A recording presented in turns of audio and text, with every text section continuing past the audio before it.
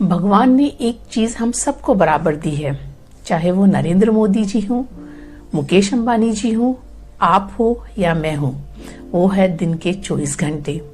लेकिन समय की रेस में जीतता वही है जिसे उसे मैनेज करना आता है। क्या कभी कभी आपको भी लगता है पता नहीं सारा दिन किधर चला जाता है, जरूरी कामों के लिए भी समय नहीं मिलता है, या कुछ कामों को आप टालते रहते हैं? तो आपके इन्हीं सभी सवालों के जवाब इस बुक में हैं।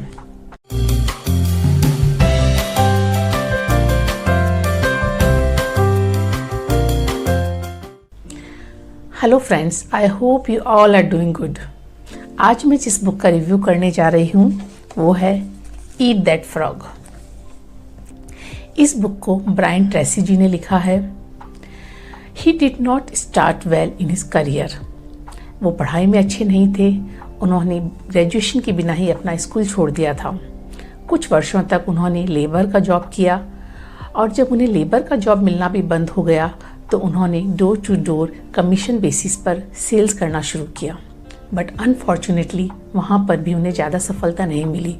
वो अक्सर सोचा करते कि सफल लोग ऐसा क्या करते हैं कि वो इतने सफल हैं, इतने प्रोडक्टिव हैं, और यही क्वेश्चन उन्होंने उन लोगों से पूछना शुरू किया।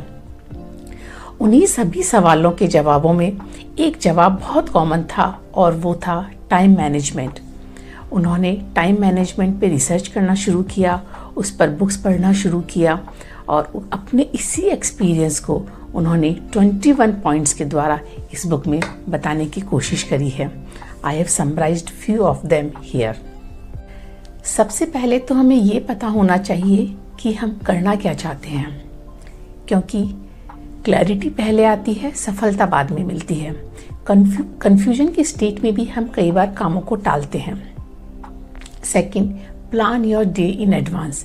And to be very very honest, इस एक सिंगल हैबिट ने मेरी लाइफ में प्रोकास्टिनेशन की प्रॉब्लम को सॉल्व करने में काफ़ी मदद करी है। बेसिकली आपको दिन खत्म होने से पहले नेक्स्ट दिन में करने वाले कामों की एक लिस्ट बना लेनी है और उन्हें प्रायोरिटीज़ के हिसाब से ABCDE की रैंकिंग देनी है। अब आप सब लोगों को 80-20 का रूल तो मालूम होगा। According to this rule 80% of results come from 20% of activities. So priorities के हिसाब से अपनी लिस्ट में रैंकिंग दीजिए। ड्यूरिंग द डे यदि आपको ऐसा लगता है कि कोई ऐसा काम आ गया है जिसे लिस्ट में शामिल करना ज़रूरी है, तो प्रायोरिटीज़ के जिस रैंकिंग में वो सेट होता है वहाँ उसे सेट कर लीजिए। स्टडीज़ में पाया गया है कि यदि आपके पास स्ट्रक्चर्ड डे प्लान रेडी होता है तो आपकी प्रोडक्टिविटी 25% तक बढ़ सकती है। आप दिन के कम से कम 2 घंटे बचा सकते हैं। So start your day with the most important task and eat that frog first in the morning. जैसे जैसे आप लिस्ट में लिखे गए कामों को पूरा करते जाएंगे, you will feel a sense of accomplishment, a sense of control. Brian Tracy ji ने एक बात और इसमें बहुत अच्छी बताई है कि जब हम काम को करते हैं तो हमें सिंगल हैंडेडली करना चाहिए। आजकल हमें ऐसा लगता है कि मल्टीटास्किंग बहुत ज़रूरी है। एक तरफ हम रील्स देख रहे हैं, एक तरफ हम स्टेटस चेक कर रहे हैं, एक तरफ हम ईमेल्स के रिप्लाई कर रहे हैं, एक तरफ हम कुछ और कर रहे हैं। तो बेसिकली काम का एक फ्लो नहीं बन पाता है। वॉरेन बुफेट, जिन्हें दुनिया के सबसे अमीर आदमियों में शामिल किया जाता है, उनसे एक बार पूछा गया कि उनकी सफलता का क्या राज है। उन्होंने बोला, मैं उन सब कामों को मना कर देता हूँ जो एट द मोमेंट मेरे लिए इम्पॉर्टेंट नहीं है। जब हम सिंगल हैंडेडली या सिंगल माइंडेडली किसी काम को करते हैं तो एक वर्क फ्लो जनरेट होता है। स्टडीज़ में ऐसा पाया गया है कि it takes more energy to start a work than keep going.